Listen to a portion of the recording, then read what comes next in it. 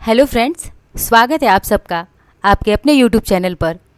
आज SST social studies के अंतर्गत हम लोग history, geography, polity and economy के बहुत ही महत्वपूर्ण प्रश्नों को पढ़ने वाले हैं, जो सीटेट के लिए इम्पॉर्टेंट तो है ही साथ pet and all one day exam के लिए बहुत ही महत्वपूर्ण प्रश्न हैं, जिससे आज की क्लास से 60 to 70% क्वेश्चन आपके एग्जाम में आने की पूरी संभावना है। तो आइए शुरू करते हैं अपनी क्लास को। देखते हैं प्रश्न संख्या 1।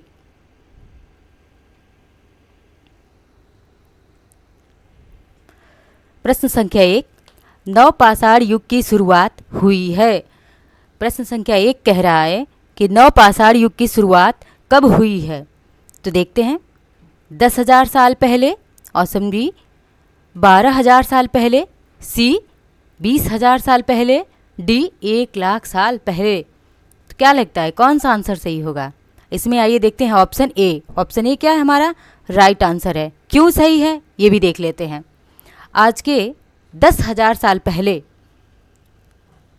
जॉन लुबाक नाम का एक व्यक्ति, जो कि 1865 में, कब 1865 में जॉन लुबाक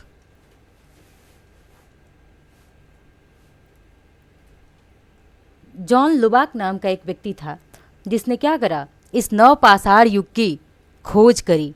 नवपाषाण युग की क्या करी? खोज करी। अब ये नवपाषाण युग इतना महत्वपूर्ण ज़रूरी क्यों है? तो ये इसलिए ज़रूरी है कि आज जो भी हम लोग इतने मॉडर्न व्हीकल्स वगैरह देख रहे हैं, जितने इलेक्ट्रिक व्हीकल देख रहे हैं, सीएनजी व्हीकल्स देख रहे हैं, जो भी देख रहे हैं, तो वो चल कैसे रहा है? सब पहिए से ही तो चलते हैं। और इनमें जो व्हीकल्स लगा हुआ है, जो व्हील्स लगा है इन व्हीकल्स में, इसी पहिए का आविष्कार, इसी व्हील का आविष्कार जो कहाँ पे हुआ था? इस नवपाषाण युग में पहिए का आविष्कार हुआ था। किसका? तो पहिए का आविष्कार हुआ था नवपाषाण काल में।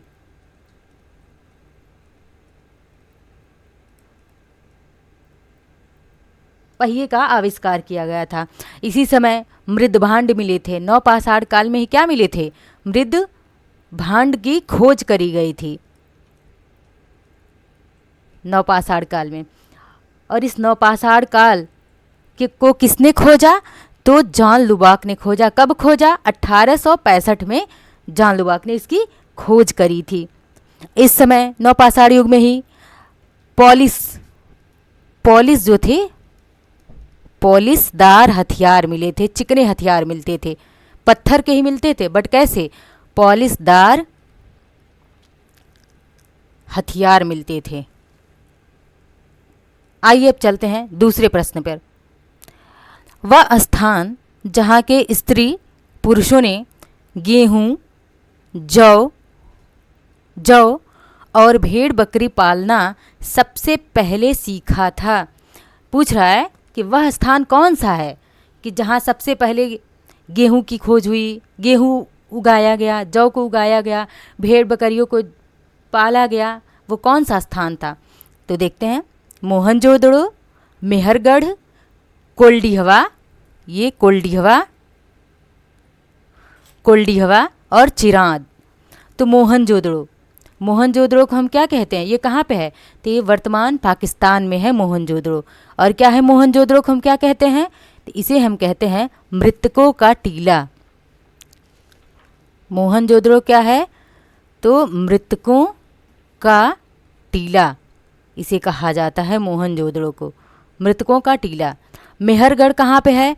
तो ये भी वर्तमान पाकिस्तान में ही है मेहरगढ़। मेहरगढ़ से किसकी खोज हुई? तो इसी मेहरगढ़ से जो है गेहूँ, जौ और भेड़ बकरियों के पालने की शुरुआत हुई पाकिस्तान के मेहरगढ़ से। ठीक है, हम मोहनजोदड़ो को क्या कहते हैं? तो मृतकों का टीला कहते हैं। कोल्डिहवा से क्या मिला हमारा? तो कोल्डिहवा से सबसे पहले चावल का साक्ष्य मिला हमें। कहाँ से? कोल्डिहवा से चावल का साक्ष्य मिला। अब आते हैं हम अगले प्रश्न पर। प्रश्न संख्या 3। अशोक के धम्म, अशोक के धम्म के संदर्भ में क्या असत्य है, क्या सही नहीं है अशोक के धम्म के बारे में। नौकरों से सद्भाव, यानी कि अशोक जो है नौकरों से सद्भाव रखता था। लोगों का नैतिक उत्थान, यानी कि वो लोगों के नैतिक उत्थान की बात करता है। इष्ट देवता की पूजा करता है। माता पिता एवं गुरुजनों का आदर करता है। तो क्या सही होगा अशोक के धम्म के बारे में। तो सबसे पहली चीज़ तो यही देखते हैं कि अशोक ने धम्म का, अशोक के जो है धम्म का उल्लेख कहाँ पे किया गया है। तो अशोक का जो है, अशोक का 11वां शिलालेख,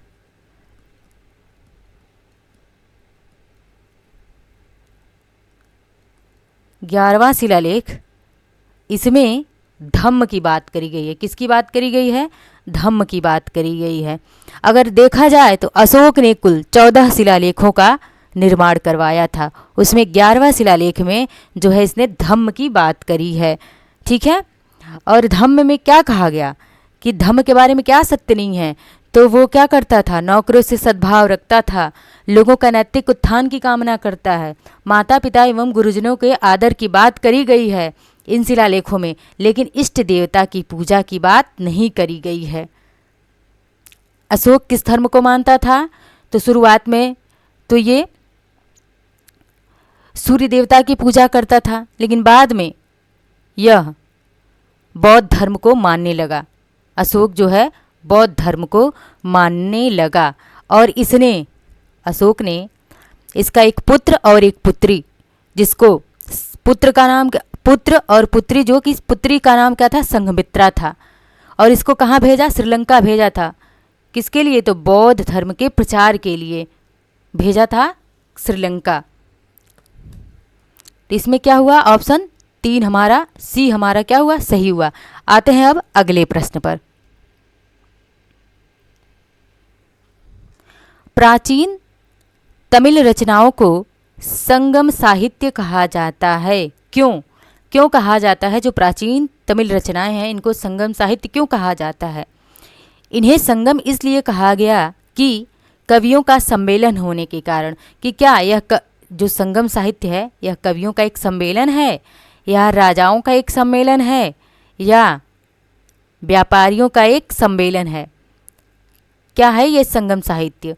तो ये संगम साहित्य जो है कवियों का एक सम्मेलन है, और जिसे इन कवियों का 108 कवियों का एक समूह था।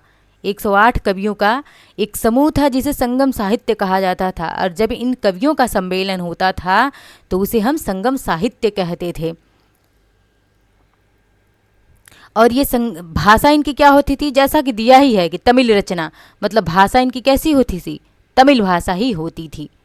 अब आते हैं अगले प्रश्न पर। निम्नलिखित में से सत्य कथन का चयन कीजिए। ए, हर्ष ने गौतमी पुत्र श्री सातकर्णी, क्या होगा? श्री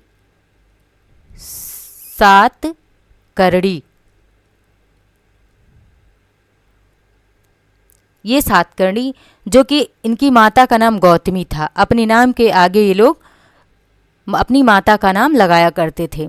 हर्ष ने गौतमी पुत्र सातकर्णी की प्रशंसा में प्रशस्ति लिखी। बी देखते हैं, दक्षिणापथ या आर्यवर्त के आर्यवर्त के शासक समुद्रगुप्त के लिए क्या लाते थे? भेंट लाते थे। भेंट लाते थे। एहोल पल्लव की राजधानी थी।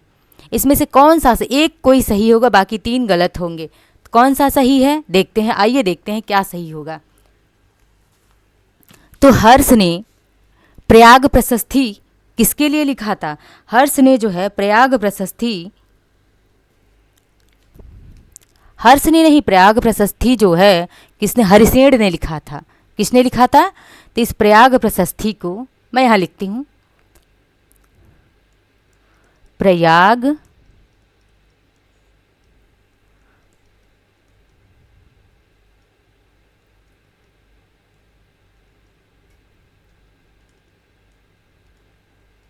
प्रशस्ति को किसने लिखा था? हरिसेन ने लिखा था। हरिसेन ने लिखा था। किसकी याद में? तो हर्ष की। इसमें हर्ष का वर्णन किया था, हर्ष की जो है गाथा का वर्णन करा था प्रयाग प्रशस्ति में हरिसेन ने। जो हरिसेन क्या था? हर्ष का दरबारी कवि था। तो इसीलिए ये हमारा क्या हुआ? गलत हुआ। अब क्या है? दक्षिणापथ, ये भी क्या है हमारा? गलत है। एहोल पल्लवों की राजधानी नहीं थी, बल्कि हमारा क्या होगा सही? ऑप्शन हमारा सी सही होगा। आर्यव्रत के शासक जो थे वो क्या करते थे? समुद्रगुप्त के लिए भेंट लाया करते थे। और समुद्रगुप्त जिसे हम क्या कहते हैं? समुद्रगुप्त को हम लोग कविराज की उपाधि देते हैं। किसकी? तो इसे कविराज कहा जाता था। एक बहुत ही महान शासक था समुद्रगुप्त। आते हैं अब अगले प्रश्न पर।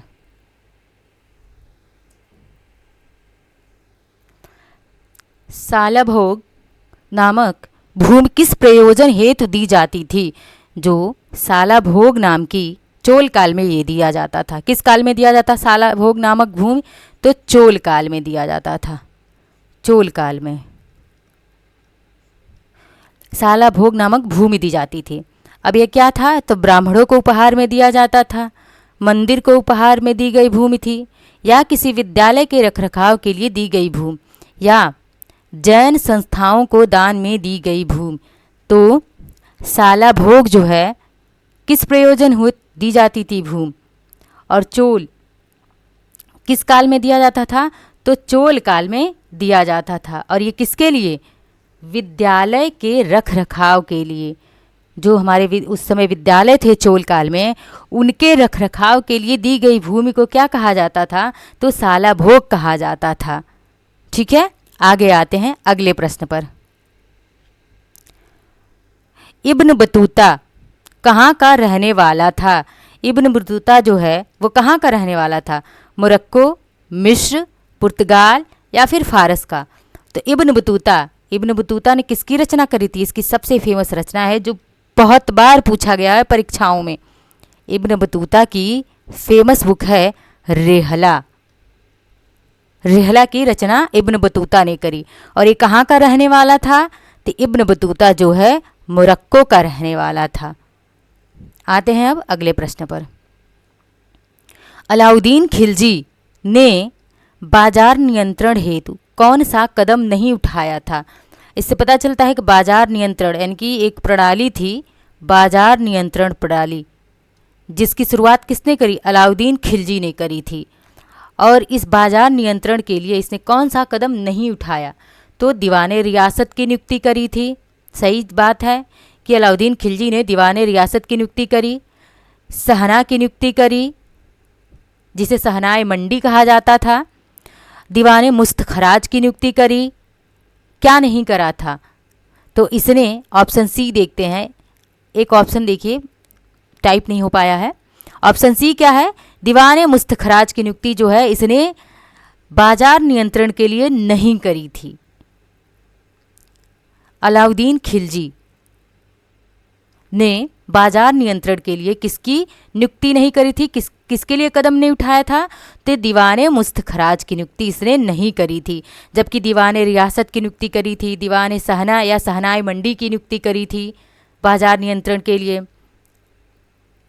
आते हैं अब अगले प्रश्न पर। महान मुगल थे। महान मुगल मतलब क्या थे ये मुगल? तो माता की ओर से चंगेज खान के वंशज, बी पिता की ओर से तैमूर के वंशज, सी दोनों सही है, डी इनमें से कोई नहीं। मुगल कौन थे? मुगलों की शुरुआत कहाँ से होती है? तो ये मुगल क्या थे? माता की ओर से चंगेज खान के वंशज थे और पिता की ओर से तैमूर के वंशज थे। शुरुआत होती है हमारे कहाँ से? बाबर से। बाबर जो है इसका जन्म कहाँ पे होता है? फरगना में होता है। और इसने सबसे पहली बार कहाँ पे? 1519 में इसने क्या करा था? बाजोर और भेरा जीत लिया था। बाजोर और भेरा को क्या करा था? इसने जीत लिया था बाबर ने। और बाबर कब आता है? 1519 में तो बाजोर भेरा को जीतता है। फिर 1526 में यह क्या करता है? पानीपत की पहली लड़ाई लड़ता है और इसमें इब्राहिम लोदी को क्या करता है? हरा देता है। अब आते हैं इसमें क्या होगा आंसर हमारा सही? तो दोनों सही हैं। माता की ओर से चंगेज खान का वंशज और पिता की ओर से तैमूर का वंशज था।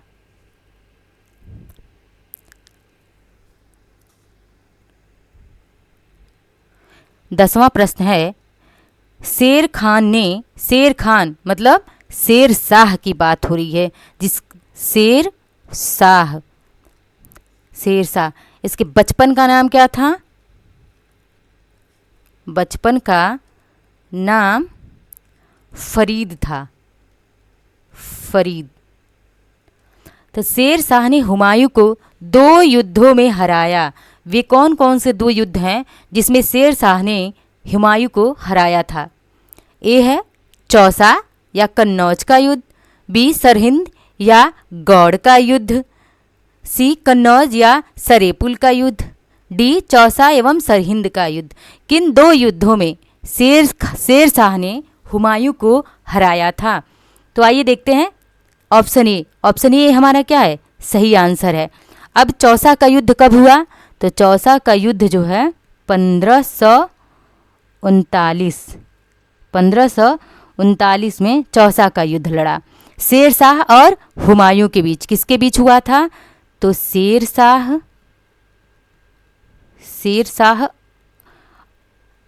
और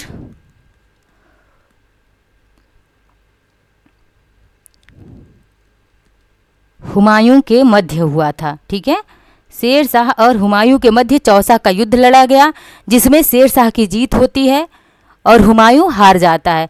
अब कन्नौज का युद्ध कब हुआ? तो कन्नौज का युद्ध जो है 1 साल बाद इसके 1540 में। इसमें भी किसके किसके बीच होता है?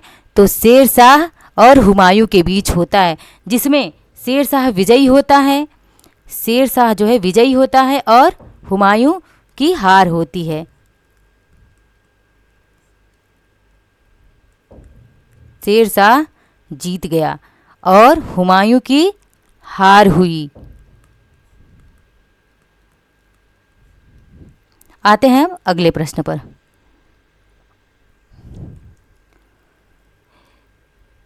ग्यारहवां, किस शासक की मां राठौर राजकुमारी थी? इसमें से ऐसा कौन सा शासक है जिसकी मां क्या थी? राठौर राजकुमारी थी। जहांगीर, शाहजहां, अकबर, हुमायूं। ऐसा कौन सा शासक था? तो अकबर की शादी किससे हुई थी? अकबर की शादी जो हुई थी एक राठौर राजकुमारी जोधाबाई, जिनको हम हरखाबाई भी कहते हैं। और अकबर का पुत्र कौन हुआ? अकबर का पुत्र जहांगीर। इसका उपनाम क्या था? इसका निक नाम था सलीम, जिसे सलीम बुलाया जाता था। प्यार से इसे अकबर जो है सलीम बुलाता था जहांगीर को। तो अकबर की पत्नी जो जोधाबाई हरखाबाई थीं, ये जहांगीर की माँ थीं। तो इसीलिए जहांगीर की माँ ही क्या हुई? राठौर राजकुमारी हुई। बात करते हैं जहांगीर की। तो जहांगीर क्या था? जहांगीर एक न्यायप्रिय राजा था। इसीलिए इसने क्या करा था? आगरा में इसने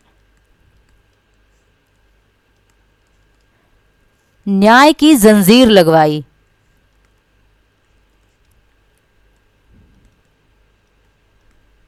न्याय की जंजीर लगवाई। शाहजहां, इसका निकनेम क्या था? खुर्रम। शाहजहां को हम क्या कहते हैं? खुर्रम कहते हैं। शाहजहां किसका लड़का हुआ? जहांगीर का पुत्र था ये। और हुमायूं की बात करें तो हुमायूं किसका पुत्र था? बाबर का पुत्र था। हुमायूं ने दिल्ली में दीन पनाह नाम का एक लाइब्रेरी बनवाया, एक पुस्तकालय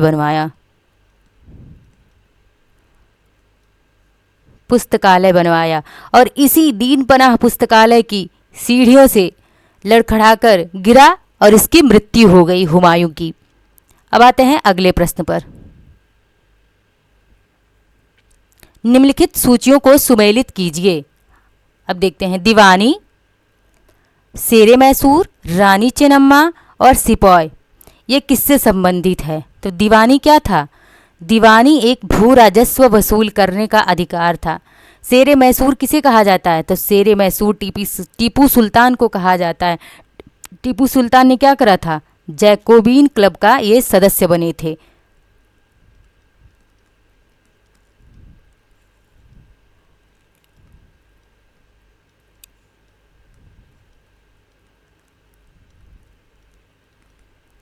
जैकोबिन क्लब के ये सदस्य बने थे। इन्हें शेरे मैसूर कहा जाता है। रानी चेन्नम्मा, रानी चेन्नम्मा ने क्या करा था? इन्होंने अंग्रेज़ों का विरोध किया हुआ था। रानी चेन्नम्मा ने अंग्रेज़ों का विरोध किया था। अंग्रेज़ों का जो एक नीति आई थी इनकी, हड़प नीति, अंग्रेज़ों की हड़प नीति आई थी और इसी हड़प नीति की रानी चेन्नम्मा ने घोर विरोध किया। हड़प नीति लेके कौन आया था? डलहौजी लेके आया था। डलहौजी इस हड़प नीति को लेकर आया था और हड़प नीति के तहत सबसे पहले डलहौजी ने किसको हड़पा था? किसको अपने राज्य में मिला लिया? किसको अपने अंदर मिला लिया? ये ब्रिटिश शासन के अंदर कर लिया। तो सबसे पहले सतारा को, सतारा को इसने सबसे पहले इस हड़प नीति के अंतर्गत ब्रिटिश शासन में सतारा को मिला लिया और डलहौजी के इसी हड़प नीति की रानी चेन्नम्मा ने घोर विरोध करा हुआ था। और ये सिपाही किससे संबंधित है? तो ये सिपाही सिपाहियों से संबंधित है।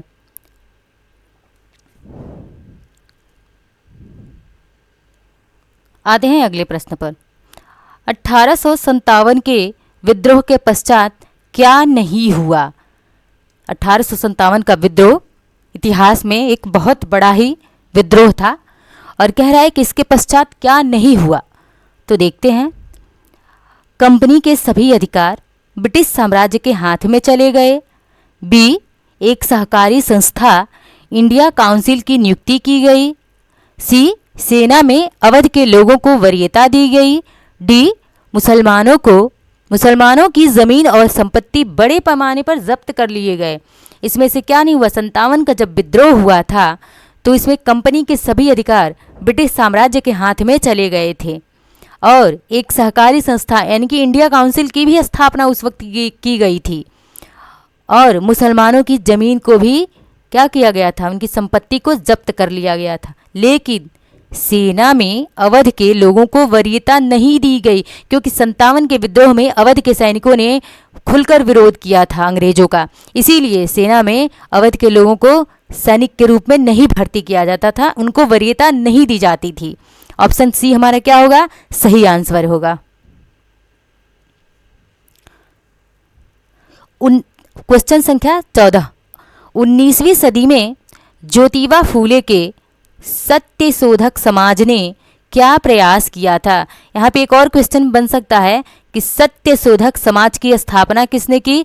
तो सत्यशोधक समाज की स्थापना ज्योतिबा फूले ने करी थी। कब करा था? 19वीं सदी में इन्होंने करा था। अब आते हैं, देखते हैं कि सत्यशोधक समाज के माध्यम से ज्योतिबा फूले ने क्या प्रयास किया था। तो ऑप्शन ए, दंभी ब्राह्मण तथा उनके अवसरवादी धर्म ग्रंथों की नीची जातियों से रक्षा किया था उन्होंने।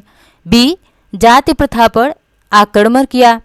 सी, जमींदार एवं महाजन विरोधी विप्लव का नेतृत्व किया। विप्लव यानी कि क्या होता है? विद्रोह होता है, आंदोलन होता है विप्लव का मतलब। अब डी है, अछूतों के लिए पृथक प्रतिनिधित्व किया। इन्होंने क्या करा था? अछूतों के लिए बात करते हैं ऑप्शन डी की। तो अछूतों के लिए पृथक प्रतिनिधित्व की बात किसने करी थी? ये अंबेडकर जी ने करा था। किसने करा था? अंबेडकर जी ने करा था। डॉक्टर भीमराव अंबेडकर जी ने करा हुआ था। अछूतों के लिए प्रयास किया हुआ था इन्होंने। अब ज्योतिबा फूले ने सत्यशोधक समाज में क्या करा? तो इन्होंने दंभी ब्राह्मण तथा उनके अवसरवादी धर्म ग्रंथों से नीची जातियों की क्या करी? रक्षा करी थी इन्होंने। सत्यशोधक समाज के माध्यम से ज्योतिबा फूले ने, इनकी एक और बहुत ही फेमस रचना है जो हर एग्ज़ाम में, लगभग हर एग्ज़ाम में पूछा गया है, चाहे वनडे हो, चाहे सीटेट हो, या फिर कोई बड़े एग्ज़ाम हो, इसको पूछा ही गया है। इनकी एक प्रमुख फेमस रचना है गुलाम गिरी। गुलाम गिरी, ये रचना याद रखिएगा, क्योंकि ये पूछता ही पूछता है हर एग्ज़ाम में, ऑलमोस्ट हर एग्ज़ाम में पूछा गया है इसको, गुलाम गिरी को। आते हैं अगले प्रश्न पर। गांधी जी ने जिस विदेशी पत्रकार को दांडी मार्च के समय अपने साबरमती आश्रम में ठहराया था, वह कौन था? सबसे पहले देखते हैं साबरमती आश्रम कहाँ पे है। तो साबरमती आश्रम गुजरात में है। कहाँ है? गुजरात में है साबरमती आश्रम। दांडी मार्च की शुरुआत कब होती है? तो 12 मार्च 1930 को दांडी मार्च की शुरुआत होती है गुजरात के दांडी से। चलता कब तक है? 6 अप्रैल 1930 तक। 6 अप्रैल 1930 तक। टोटल कितने दिन? 24 दिनों तक चलता है। यह क्या था? दांडी मार्च किसके लिए था? तो दांडी मार्च जो था, नमक पर अंग्रेजों ने क्या कर दिया था? कर लगा दिया था। इसीलिए गांधी जी ने गुजरात के दांडी से साबरमती आश्रम तक पैदल यात्रा इन्होंने किया था, 24 दिनों की यात्रा। 12 मार्च 1930 से 6 अप्रैल 1930 तक। नमक के लिए सत्याग्रह था ये। नमक के लिए क्या था? एक तरह का आंदोलन था। अब क्या बात कर लेते हैं कि किस विदेशी पत्रकार को दांडी मार्च के समय अपने साबरमती आश्रम में ठहराया था इन्होंने? तो किसको? Louis Fischer, Webb Miller, Kirby Page. किसको ठहराया था गांधी जी ने दांडी मार्च के समय? तो इसमें से कौन था? वो था वेब मिलर था। और ये वेब मिलर कौन था? कहाँ का पत्रकार था? विदेशी पत्रकार तो था, लेकिन ये भी पूछा गया है कि ये वेब मिलर कहाँ का पत्रकार था? तो यह वेब मिलर अमेरिकी पत्रकार था। अमेरिकी पत्रकार था। आते हैं अगले प्रश्न पर। प्रश्न संख्या 16। क्षुद्र ग्रह कटिबंध निम्नलिखित में से किसके बीच पाए जाते हैं? यानी कि ये जो क्षुद्र ग्रह हैं वो किसके किसके बीच पाए जाते हैं? ऑप्शन ए मंगल और बृहस्पति, पृथ्वी और मंगल, बृहस्पति और शनि, शनि और यूरेनस। किसके बीच पाए जाते हैं ये क्षुद्र ग्रह? इन्हें हम क्या कहते हैं? इन्हें हम मेट्रोइड्स कहते हैं। और ये मेट्रोइड्स किसके किसके बीच पाए जाते हैं? किन 2 ग्रहों के बीच पाए जाते हैं? तो मंगल और बृहस्पति के बीच पाए जाते हैं। मार्स एंड जुपिटर के बीच ये पाए जाते हैं, ये क्षुद्र ग्रह यानी कि मेट्रोइड्स। मंगल को हम क्या कहते हैं? इस मंगल ग्रह को हम रेड प्लैनेट भी कहते हैं। क्या कहते हैं? रेड प्लैनेट कहते हैं, लाल ग्रह कहते हैं इसको। जुपिटर, बृहस्पति जो कि सबसे बड़ा ग्रह है। जुपिटर कौन सा है? सबसे बड़ा ग्रह है ये जुपिटर, सबसे बड़ा ग्रह।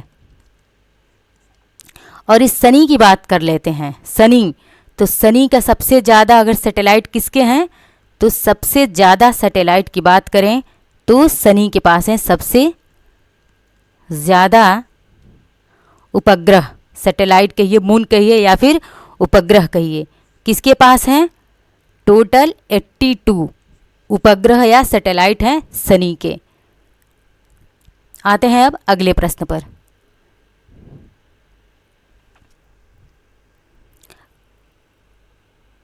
कर्क और मकर रेखा क्षेत्र को क्या कहते हैं? यानी कि कर्क और मकर रेखा का जो क्षेत्र है उसे हम क्या कहते हैं? शीतोष्ण कटिबंध कहते हैं, शीत कटिबंध कहते हैं, उष्ण कटिबंध कहते हैं, या इनमें से कोई नहीं कहते हैं? कर्क और मकर रेखा, बात कर लेते हैं कर्क और मकर रेखा की। ये हो गई मान लीजिए हमारा अर्थ, ये हमारा क्या हो गया? इक्वेटर। ये है क्या? इक्वेटर। ई से डोनेट करते हैं इसको, इक्वेटर है। और ये हमारी क्या है? ये है कर्क रेखा, इसको हम के से डिनोट करते हैं। और नीचे ये क्या है? मकर रेखा। और ये नीचे आर्कटिक हो जाएगा और ये हमारा अंटार्कटिक है, अंटार्कटिक, और ऊपर हमारा आर्कटिक का भाग हो जाएगा। तो ये पूछ क्या रहा है, कर्क और मकर रेखा। अब इस कर्क और मकर रेखा के इस बीच के क्षेत्र को हम क्या कहते हैं, उष्ण कटिबंध कहते हैं। क्या कहते हैं हम इसे, उष्ण कटिबंध कहते हैं। अब बात करते हैं कर्क और मकर रेखा की, तो कर्क रेखा की बात करते हैं हम। कर्क रेखा, तो कर्क रेखा को एक नदी है जो 2 बार काटती है इसे, इस कर्क रेखा को 2 बार काटने वाली उस नदी का नाम क्या है, तो उस नदी का नाम है माही नदी। ये माही नदी जो है कर्क रेखा को 2 बार काटती है। और इस मकर रेखा को,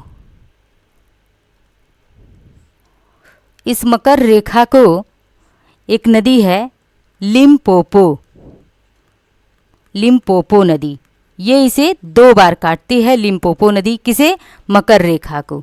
ठीक है।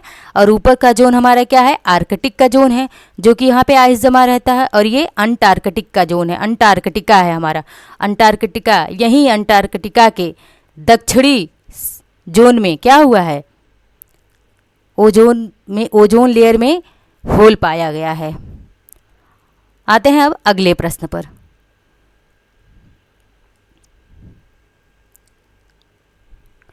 लोयस का पठार कैसा है, लोयस का पठार कैसा है, हिमानीकृत है, जलकृत है, पवनकृत है, या फिर नदीकृत है।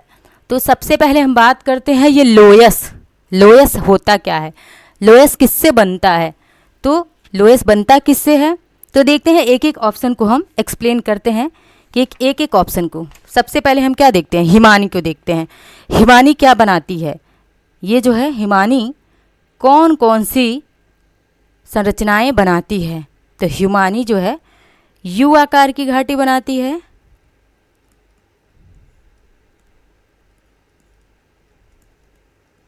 यू आकार की घाटी बनाती है। और क्या बनाती है, तो और ये लटकती घाटियाँ बनाती है, लटकती घाटी बनाती है। वैली घाटी को हम क्या कहते हैं इसे, तो इसे हम वैलीज कहते हैं। क्या कहते हैं, वैली कहते हैं, वैली घाटी। तो यू आकार की घाटी और लटकती घाटी कौन बनाती है, हिमानी बनाती है। और क्या बनाती है हिमानी, तो ये सर्क बनाती है। और क्या बनाती है, तो अरेटा बनाती है। ये क्या बनाती है, अरेटा बनाती है। अब आते हैं हम बात करते हैं कि जलकृत क्या बनता है, जल से क्या बनता है और नदी से क्या बनता है। ठीक है। तो सबसे पहले जल से क्या बनता है, जलकृत, तो जल से भाई, जल जो हमेशा बहता रहता है वो जल है, हो गया हमारा। अब आते हैं नदीकृत पर। तो नदीकृत पर नदी से क्या क्या बनते हैं, नदी से हमारी वी आकार की घाटी, वी आकार की घाटी, ये बहुत बार, ये बहुत इम्पॉर्टेंट चीज़ है। ये बहुत बार परीक्षाओं में पूछा गया है कि वी आकार की घाटी कौन बनाता है, नदी बनाती है। यू आकार की घाटी कौन बनाती है, हिमानी बनाती है। लटकती घाटियाँ कौन बनाती है, हिमानी बनाती है। सर्क या अरेटा कौन बनाता है, हिमानी बनाती है। अब नदी जो है वी आकार की घाटी बना दी। और नदी क्या बनाती है, और नदी जो है गोखुर झील बनाती है। जो गोखुर झील होती है, ये गोखुर झील को भी नदी बनाती है। गार्ज बनाती है, नदी क्या बनाता है, और गार्ज बनाता है। और क्या बनाता है ये नदी, कैनियन बनाता है। ये सभी जितने टर्म्स है, जितने ये शब्द हैं, जितने टर्म हैं, ये सब पूछा गया। एक एक चीज़ पूछी गई है परीक्षाओं में, पिछली परीक्षाओं में। अब बात करते हैं अपने राइट आंसर की। राइट आंसर हमारा क्या है, पवन है। पवन क्या क्या बनाता है, पवन, पवन तो पहले चीज़, पवन से क्या बनता है, लोयस बनता है। और क्या बनता है पवन से लोयस के बाद, तो छत्रक शिला, जो कि मशरूम के किस रूप में होते हैं, मशरूम सबने देखा होगा, सबके घरों में इसकी सब्जी बनती है, उस मशरूम के शेप की ही होती है हमारी छत्रक शिलाएँ। ये छत्रक शिला जो है मशरूम के शेप की ही होती हैं, जिसको कौन बनाता है, ये पवन बनाता है। और क्या बनाता है ये पवन, तो यार डंग बनाता है पवन, ये यार डंग बनाता है पवन ये। और पवन क्या बनाता है, जुगेन बनाता है, ज्यूगेन बनाता है, इंसेलबर्ग बनाता है,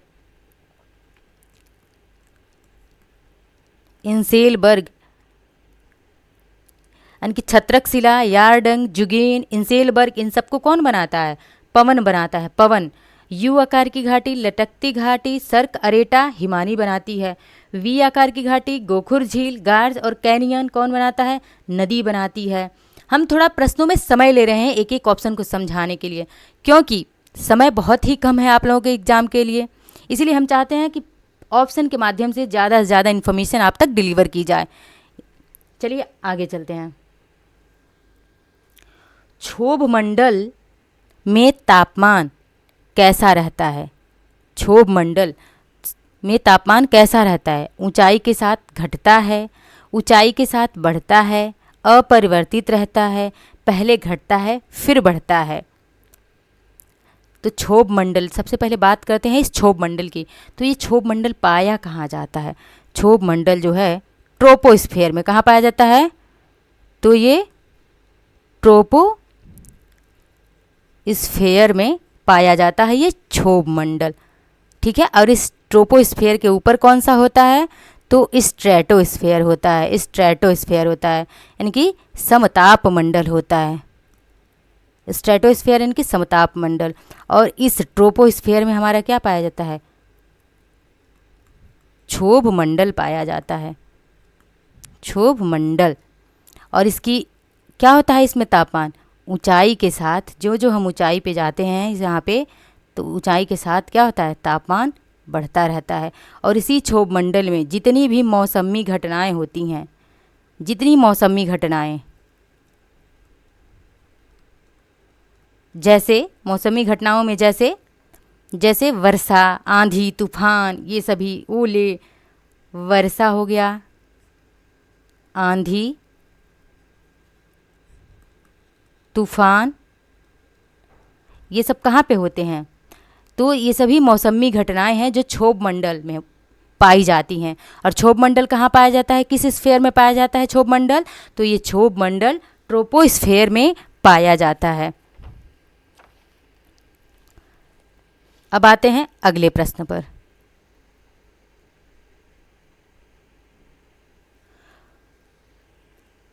सोन नदी, नर्मदा नदी तथा महानदी, ये तीनों नदियाँ कहाँ से निकलती हैं? पलामू पहाड़ से, पूर्वी घाट से, अमरकंटक से या फिर अरावली से? कहाँ से निकलती है ये सोन नदी, नर्मदा नदी और महानदी? तो एक छोटा सा हम लोग मैप के थ्रू इसको समझने का प्रयास करते हैं, इन चीज़ों को लोकेट करते हैं कौन कहाँ पे पहाड़ियाँ हैं। ये हो गया हमारा गुजरात वाला पार्ट, ठीक है। ये कौन सा हिस्सा है? इसे हम क्या कहते हैं? इसे हम कहते हैं पूर्वी, क्या कहते हैं? पूर्वी घाट कहते हैं, इसे हम पूर्वी घाट कहते हैं। और ये हमारा क्या हो गया? ये हमारा पश्चिमी घाट हो गया।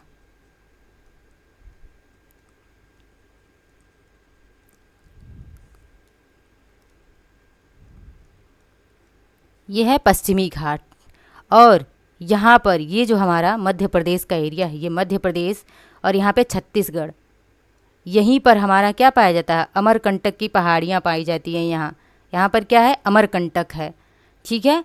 और झारखंड में यहाँ पे झारखंड है, और इसी झारखंड में क्या पाया जाता है? पलामू के पहाड़ कहाँ पाए जाते हैं? तो झारखंड में पाए जाते हैं पलामू के पहाड़। अब किन नदियों का उद्गम पूछा है? सोन, नर्मदा और महानदी, इन तीनों नदियों का उद्गम कहाँ से होता है? इस अमरकंटक पहाड़ी से होता है। अमरकंटक से ये तीनों नदियाँ निकलती हैं। नर्मदा नदी कैसी नदी है? ये नर्मदा नदी कैसी फ्लो है? तो ये आ करके यहाँ से निकल करके नर्मदा नदी कहाँ गिरती है? अरब सागर में गिरती है नर्मदा नदी, ठीक है। और नर्मदा नदी क्या बनाती है? डेल्टा बनाती है। नर्मदा है, साबरमती है, ये सब नदियाँ क्या बनाती है? डेल्टा बनाने वाली नदियाँ हैं, वेस्ट फ्लोइंग है। ये सब वेस्ट फ्लो, पश्चिम की तरफ बहती हैं और आकर के अरब सागर में गिरने वाली नदियाँ हैं ये, ठीक है। आते हैं अब अगले प्रश्न पर। प्रश्न संख्या 21, निम्नलिखित में से कौन सी एक सुमेलित नहीं है? इनमें से कौन सा है जो एक सुमेलित नहीं है? तो आइए देखते हैं। सिंहभूम लौह अयस्क के लिए फेमस है, रानीगंज कोयला के लिए है, कटनी सीमेंट के लिए है, गंटूर चूड़ियों के लिए है। कौन किसके लिए फेमस है देखते हैं। तो ये जो है सिंहभूम कहाँ पे है? सिंहभूम झारखंड में है। और किसके लिए फेमस है? लौह अयस्क के लिए।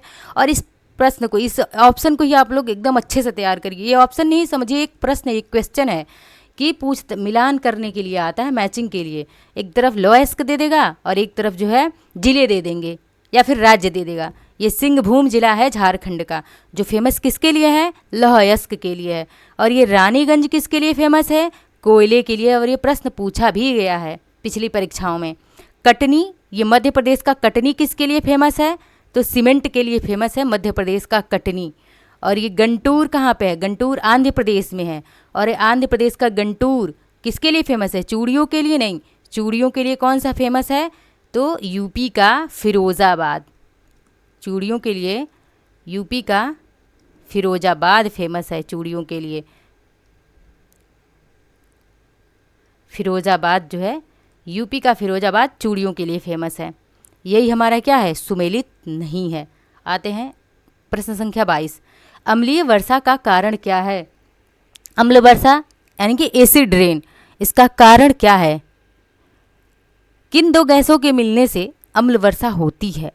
तो सल्फर और नाइट्रोजन के ऑक्साइड, यानी कि सल्फर के ऑक्साइड और नाइट्रोजन के ऑक्साइड मिलते हैं, यानी कि SO2 प्लस NO2, इससे अम्ल वर्षा होती है। या फिर बोरोन के ऑक्साइड से होता है, या कार्बन के ऑक्साइड से, या फिर क्लोरीन के ऑक्साइड से। किससे जो है अम्ल वर्षा होती है, एसिड रेन होता है? तो सल्फर और नाइट्रोजन के ऑक्साइड जब मिलते हैं तो क्या होता है? एसिड रेन होता है, अम्ल वर्षा होती है। और ये एसिड रेन अम्ल वर्षा क्या करता है? तो ये, इसको हम क्या कहते हैं? स्टोन कैंसर होता है इससे। जब अम्ल वर्षा होगा ना, तो जितनी भी हमारी मॉन्यूमेंट्स हैं, इमारतें हैं, इनमें क्या होगा? स्टोन कैंसर हो जाता है। इसका ताज़ा उदाहरण क्या है? आगरे का ताजमहल। आगरा का जो है ताजमहल है, वो क्या है? स्टोन कैंसर से, इसको स्टोन कैंसर हो गया है। क्या हो गया मतलब इसका? कि वहाँ की जो संगमरमर है वो पीला पड़ने लगा है अम्ल वर्षा के कारण।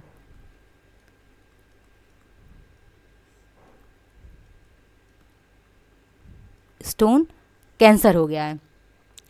किसके कारण अम्ल वर्षा? तो सल्फर और नाइट्रोजन के ऑक्साइड के कारण। आते हैं अगले प्रश्न पर। प्रश्न संख्या 23। एंडीज पर्वत निम्नलिखित में से किस महाद्वीप में स्थित है? ये एंडीज पर्वत किस महाद्वीप में है? ऑस्ट्रेलिया महाद्वीप में, यूरोप महाद्वीप में, साउथ अमेरिका महाद्वीप में, या फिर एशिया महाद्वीप में? किस महाद्वीप में है? तो देखते हैं। ऑस्ट्रेलिया महाद्वीप में कौन सा पर्वत है? तो माउंट कोयस्कू। माउंट कोयस्कू जो है कहाँ पे है? ऑस्ट्रेलिया महाद्वीप में है। यूरोप में क्या है? आल्प्स पर्वत है। यूरोप में क्या है? तो आल्प्स पर्वत जो है वो यूरोप में है। साउथ अमेरिका में और एशिया में, तो एशिया में हमारा क्या है? एवरेस्ट है, माउंट एवरेस्ट है। इसको पूरा लिखते हैं, माउंट एवरेस्ट जो है एशिया का सबसे ऊंची चोटी है, माउंट एवरेस्ट। और ऑस्ट्रेलिया का माउंट कोयस्कू है। साउथ अमेरिका के क्या है? साउथ अमेरिका का एंडीज पर्वत है, एंडीज पर्वत। और यहीं पर हम लोग नॉर्थ अमेरिका को भी डिस्कस कर लेते हैं, क्योंकि कभी नॉर्थ अमेरिका का भी पूछा जा सकता है। नॉर्थ अमेरिका की ऊंची पर्वत श्रेणी कौन सी है? तो रॉकी पर्वत है, रॉकी पर्वत। आते हैं अगले प्रश्न पर, इसको टिक कर दें। ऑप्शन इसमें कौन सा सही है? ऑप्शन सी सही है। प्रश्न संख्या 24। भारतीय संविधान किसके द्वारा स्वीकृत किया गया था? भारतीय संविधान को किसके द्वारा स्वीकृत किया गया? संविधान सभा के द्वारा, भारत की संसद के द्वारा, प्रथम निर्वाचित सरकार के द्वारा या भारतीय जनता के द्वारा? कौन सा ऑप्शन सही लग रहा है? तो भारतीय संविधान सभा के द्वारा या भारतीय संसद के द्वारा। संसद किस में है? तो ये हमारा संसद किस आर्टिकल में है? तो संसद का उल्लेख हम आर्टिकल किस में है? आर्टिकल 79 में है हमारी संसद का उल्लेख। तो किसके द्वारा अपनाया गया था भारतीय संविधान को? तो भारत की जनता के द्वारा। आते हैं अब अगले प्रश्न पर। भारत में मताधिकार और निर्वाचित होने का अधिकार है, यानी कि जो भारत में जो हम मतदान करते हैं वो और किसी के निर्वाचन में भाग लेते हैं वो कैसा अधिकार है? एक संवैधानिक अधिकार है। ये कैसा संवैधानिक अधिकार है?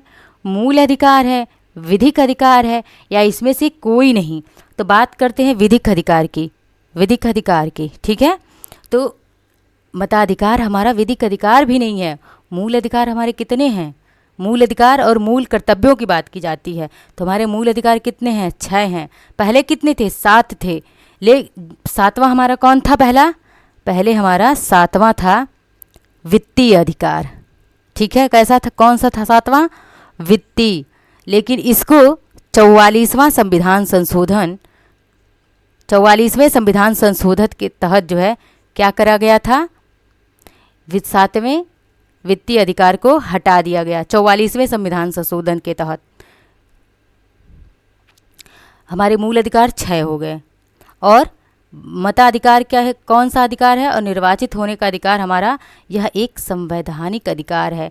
तो कोई भी व्यक्ति जो 18 वर्ष का हो चुका होगा वो क्या करेगा? वो मतदान कर सकता है, वो मताधिकार का प्रयोग कर सकता है। और ये कैसा अधिकार है?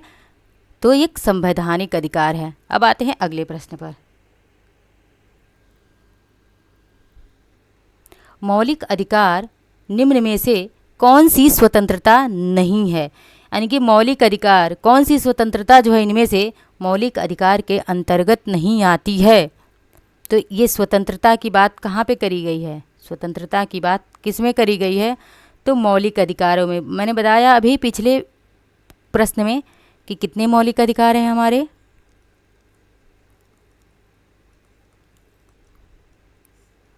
6 मौलिक अधिकार हैं। मौलिक कर्तव्य कितने हैं? तो 11 मौलिक कर्तव्य हैं। इन 6 मौलिक अधिकारों में कहाँ से कहाँ तक हमारे मौलिक अधिकार हैं?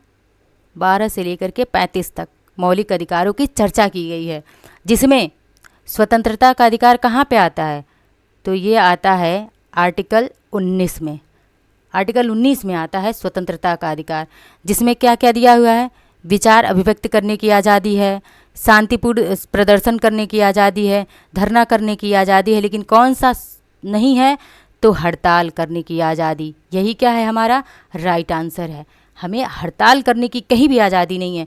हम अपने विचारों को व्यक्त कर सकते हैं, शांतिपूर्ण प्रदर्शन कर सकते हैं, धरना दे सकते हैं, भारत में कहीं भी आबाद भ्रमण कर सकते हैं, कोई भी व्यवसाय कर सकते हैं आर्टिकल 19 के तहत, लेकिन हड़ताल करने का अधिकार किसी को नहीं है।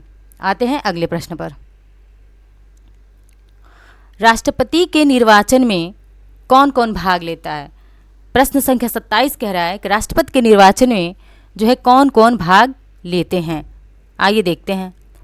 राज्य का मुख्यमंत्री मतदान करने के लिए पात्र नहीं होता यदि वह स्वयं प्रत्याशी होता है। यानी कि जो राज्य के मुख्यमंत्री होते हैं, सीएम होते हैं, वो मतदान के लिए पात्र नहीं होंगे यदि वह क्या होंगे? स्वयं एक प्रत्याशी होंगे। बी है, उसे राज्य विधानमंडल के निचले सदन में अपना बहुमत सिद्ध करना हो। सी, वह राज्य विधानमंडल में उच्च सदन का सदस्य हो। और डी क्या है कि काम चलाऊ रूप से नियुक्त मुख्यमंत्री हो। यानी कि इनमें से कह रहा है कि मुख्यमंत्री जो है राष्ट्रपति के निर्वाचन में कब भाग नहीं ले सकता है। तो देखिए कि राज्य का मुख्यमंत्री मतदान करने के लिए पात्र नहीं होगा क्योंकि वह जब स्वयं प्रत्याशी होगा। इसमें देखते हैं हम ऑप्शन जो है हमारा सही सी है। अब इसको हम एक्सप्लेन करते हैं कि ऑप्शन सी क्यों सही है। तो कह रहा है कि वह राज्य विधानमंडल में, यहीं पे टेक्निक क्या है हमारा, कीवर्ड क्या है, कीवर्ड ये रहा कि हमारा उच्च सदन का सदस्य हो। उच्च सदन का नहीं, बल्कि वो क्या होता है, निम्न सदन का, लोअर हाउस का सदस्य होना चाहिए। जैसे प्रधानमंत्री लोकसभा के सदस्य होते हैं, लोअर हाउस के सदस्य होते हैं, वहीं पर मुख्यमंत्री भी क्या होता है, लोअर हाउस का ही सदस्य होना चाहिए, तभी जाकर के वह राष्ट्रपति के निर्वाचन में भाग ले सकता है। राष्ट्रपति के निर्वाचन में कौन कौन लोग भाग लेते हैं, तो राष्ट्रपति के निर्वाचन में दोनों सदनों के, यानी कि लोकसभा और राज्यसभा दोनों, लोकसभा एल हो गया और ये राज्यसभा, ठीक है, लोकसभा और राज्यसभा दोनों सदनों के, लोकसभा के राज्यसभा के कौन से सदस्य, निर्वाचित सदस्य।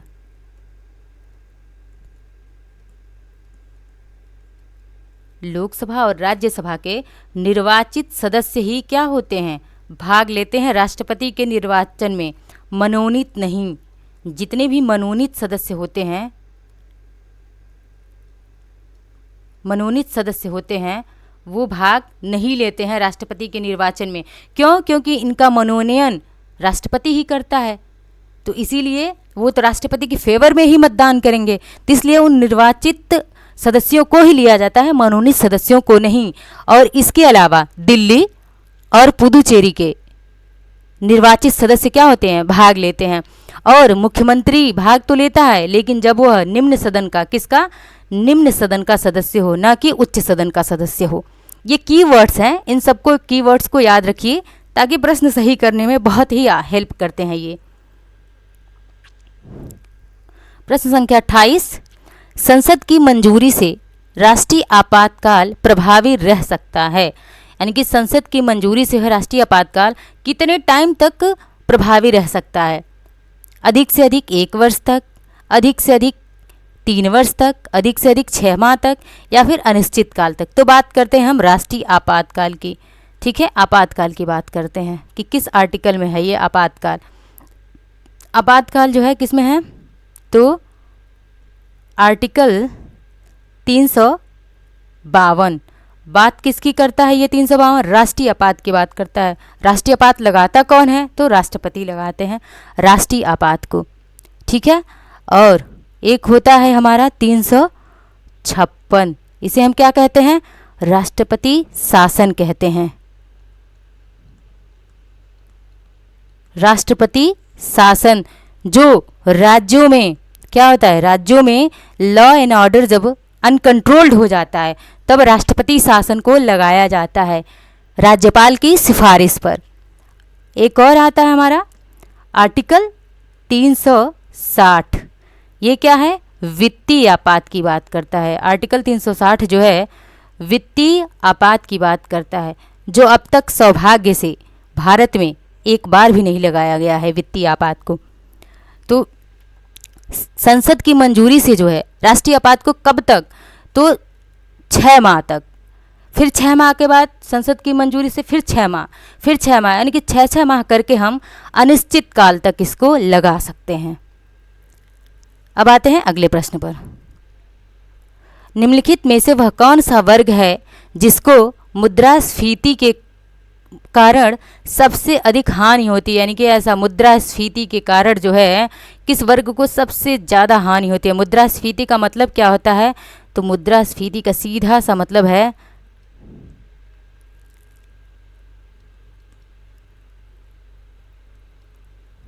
ठीक है, महंगाई का बढ़ना, यानी कि जब महंगाई बढ़ जाती है, जब महंगाई बढ़ जाती है तो क्या होता है, मुद्रास्फीति होती है। और जब मुद्रास्फीति होती है तो इससे पूछ रहा है कि किसको हानि सबसे ज़्यादा होगी, तो देख लेते हैं फ़ायदा किसे किसे होता है। फ़ायदा होगा हमारे, अगर मुद्रास्फीति होती है, महंगाई बढ़ता है तो जितने देनदार होंगे उनको फ़ायदा होगा, व्यापारियों को फ़ायदा होगा, और वास्तविक परिसंपत्ति के धारकों को क्या होगा, फ़ायदा होगा। जैसे टमाटर की बात लेते हैं तो जो हमारे टमाटर व्यापारी वर्ग हैं उनको फ़ायदा हुआ, जिन्होंने उस परिसंपत्ति के धारक थे, किसान थे, उनको फ़ायदा हुआ, जो देनदार थे टमाटर के उनको फ़ायदा हुआ। लेकिन जो लेनदार थे, हम लोग मार्केट से जब टमाटर को ख़रीदने जाते थे तो हमें क्या होता था, हमें तो नुकसान ही उठाना पड़ता था ना, इसीलिए लेनदारों को क्या होता है, हानि होती है मुद्रास्फीति जब होता है तो, जब महंगाई बढ़ती है तो। आते हैं प्रश्न संख्या 30 पर। भारत में प्रति व्यक्ति आय कम रही है, क्यों, किस कारण से जो है भारत में प्रति व्यक्ति आय यानी कि पर कैपिटा इनकम किस कारण से जो है कम रहा है भारत में। तो देखते हैं। ऑप्शन ए, जनसंख्या वृद्धि के कारण, कीमतों में वृद्धि के कारण, ग्रामीण क्षेत्रों में अधिक लोगों के निवास के कारण, या क्षेत्रीय असंतुलन के कारण, या कराधान और सरकार के कारण। किसके कारण जो है पीसीआई कम रहा है, हमारा प्रति व्यक्ति आय कम रहा है। तो सीधी सी बात है, जब जनसंख्या वृद्धि बढ़ेगा, जनसंख्या वृद्धि होगी, कीमतों में वृद्धि होगी, तो प्रति व्यक्ति आय तो कम ही होगा। इसीलिए हमारा ऑप्शन ए क्या है, सही है। प्रश्न संख्या 31। मानव विकास सूचकांक निम्नलिखित में से कौन सा नहीं है। मानव विकास सूचकांक को हम क्या कहते हैं, HDI कहते हैं, ह्यूमन डेवलपमेंट इंडेक्स कहते हैं। और कह रहा है HDI यानी कि मानव विकास सूचकांक में कौन सा शामिल नहीं होता है। तो सबसे पहले बात करते हैं इस HDI को, ह्यूमन डेवलपमेंट इंडेक्स को 1990 में कौन लेकर आए, तो महबूब उल हक।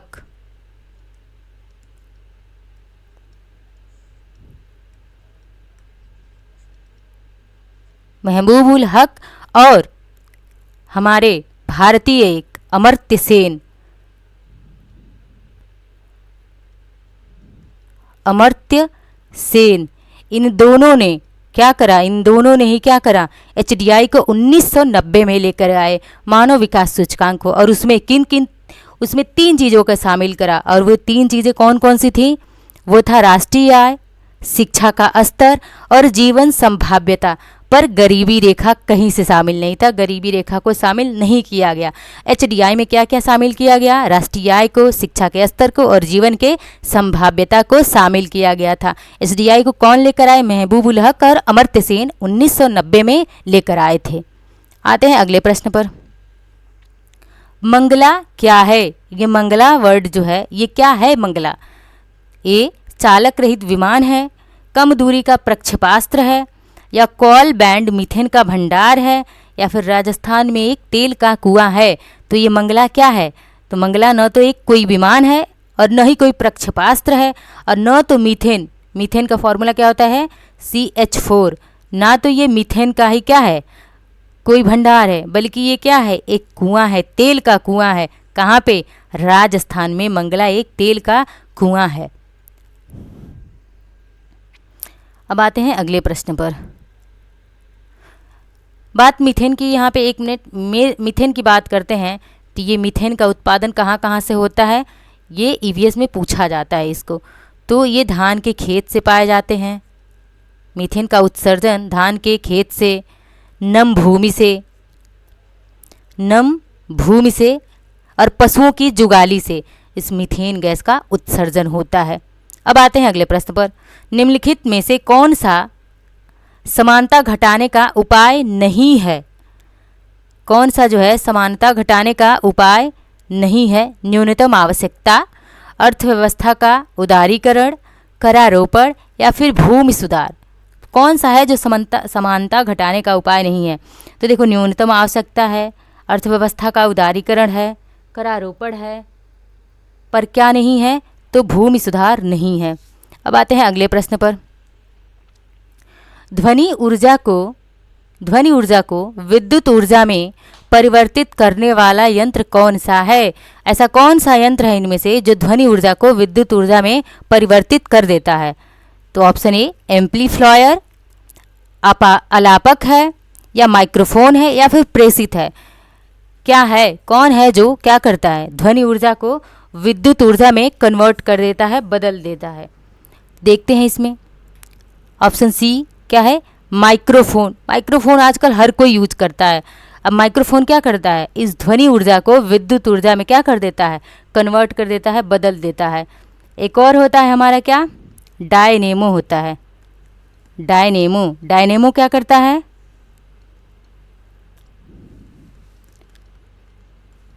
यांत्रिक ऊर्जा को विद्युत ऊर्जा में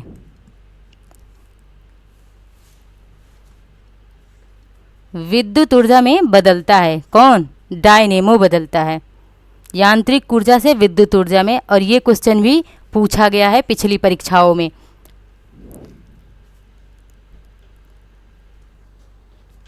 रेटिना पर जो चित्र बनता है वह कैसा बनता है? रेटिना पर जो भी चित्र बनता है, हमारी आंखों में रेटिना होता है और उस रेटिना पर जो चित्र बनता है वो कैसा बनता है? वह वस्तु के बराबर होता है परंतु उल्टा होता है, वस्तु से छोटा होता है, वह सीधा होता है, वस्तु से छोटा होता है और उल्टा होता है, वस्तु के बराबर होता है और सीधा होता है। तो रेटिना पर जो भी चित्र बनेगा, जो भी प्रतिबिंब बनेगा वो क्या होगा? वस्तु से छोटा होगा और कैसा बनेगा? उल्टा बनेगा, सीधा नहीं बनेगा। इसमें कीवर्ड्स क्या है कि छोटा बनेगा वह और कैसा बनेगा? उल्टा बनेगा, ना कि सीधा। ये हमारे क्या है? कीवर्ड्स हैं। इनको कीवर्ड्स पे ज़्यादा फोकस करा करिए। ये कीवर्ड्स जो है ना एग्ज़ाम में क्वेश्चन सही करवा देते हैं। आते हैं अगले प्रश्न पर। जैव उच्चारण से तात्पर्य है, यानी कि जो जैव उच्चारण होता है उससे क्या तात्पर्य होता है? देखते हैं। जीवन द्वारा पर्यावरण से विषैले पदार्थों का निष्कासन, रोगाणुओं पर जैव नियंत्रण, शरीर के अंगों का प्रत्यारोपण, सूक्ष्म जीवों की सहायता से रोगों का निदान। क्या होता है ये जैव उच्चारण से तात्पर्य? क्या मतलब होता है जैव उच्चारण? तो जैव उच्चारण सीधी सी बात है, ऑप्शन ए, जीवन द्वारा पर्यावरण से विषैले पदार्थों का क्या हो जाता है? निष्कासन हो जाता है। जब जो है पर्यावरण से विषैले पदार्थों का निष्कासन होगा उसे ही हम क्या कहते हैं? जैव उच्चारण कहते हैं। नीली क्रांति का संबंध है, ये नीली क्रांति ब्लू रिवॉल्यूशन का संबंध किससे है? नील की क्रांति से, नील की कृषि से, मधुमक्खी पालन से, या मुर्गी पालन से, या फिर मत्स्य पालन से? ब्लू रिवॉल्यूशन, नीली क्रांति संबंधित किससे है? तो मत्स्य पालन से संबंधित है। पीली क्रांति किससे संबंधित है? येलो रिवॉल्यूशन जिसे कहते हैं, ये किससे संबंधित है? तो तिलहन से संबंधित है। पीली क्रांति तिलहन से।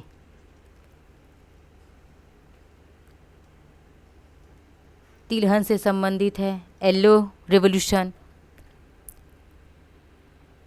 गोल क्रांति किससे संबंधित है? गोल क्रांति आलू के उत्पादन से संबंधित है।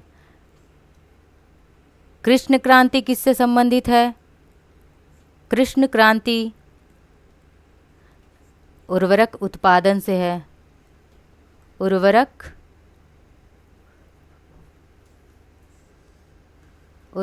उत्पादन से संबंधित है कृष्ण क्रांति। और भी बहुत सारी क्रांतियां हैं जिनको हम अगले क्लास में कवर करवाएंगे। आते हैं अब अगले प्रश्न पर।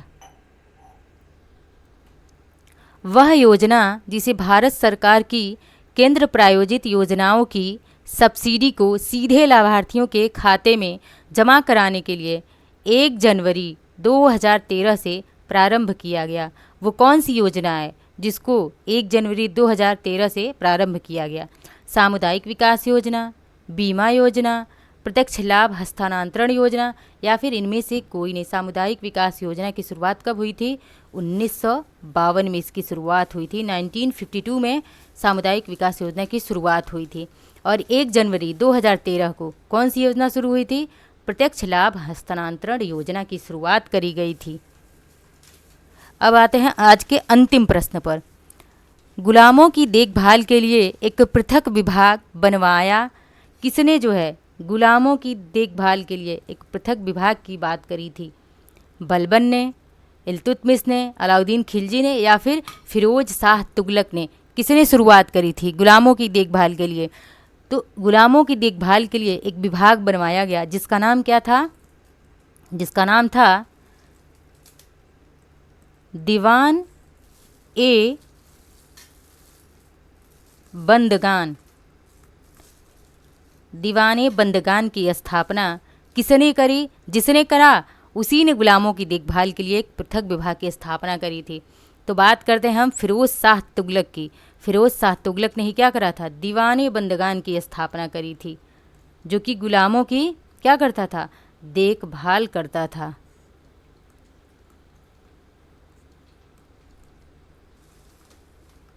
तुगलक वंश का शासक, जो कि सबसे तुगलक वंश का एक महान शासक हुआ था ये।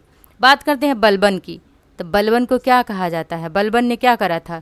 बलबन ने नवरोज की शुरुआत करी थी। एक पारसी त्यौहार है नवरोज, नवरोज की क्या करी थी? शुरुआत करी थी बलबन ने। और इस नवरोज को बंद भी किसने करा? औरंगजेब ने इसको बंद कर दिया था। इल्तुतमिश जो है, इसने क्या करा था? तो दीवाने, इसने जो है चहलगानी की, जो चहलगानी होते थे उसकी शुरुआत करी थी, जिसमें 40 सदस्य होते थे। और उस चहलगानी की ख़त्म किसने किया उसको? इस बलबन ने, क्योंकि उस दीवाने चहलगानी में ये बलबन क्या था? खुद एक सदस्य था, इसीलिए उसको ख़त्म किसने करा? बलबन ने ख़त्म करा। अलाउद्दीन खिलजी की बात करते हैं, तो अलाउद्दीन खिलजी जो कि क्या करता है? अलाउद्दीन खिलजी बाजार नियंत्रण प्रणाली को लागू करता है। आज के प्रश्न बस इतने ही महत्वपूर्ण प्रश्न थे, 38 प्रश्न थे कुल। अब मिलते हैं अगले क्लास में। क्लास अच्छा लगा हो तो लाइक शेयर सब्सक्राइब ज़रूर करें। धन्यवाद।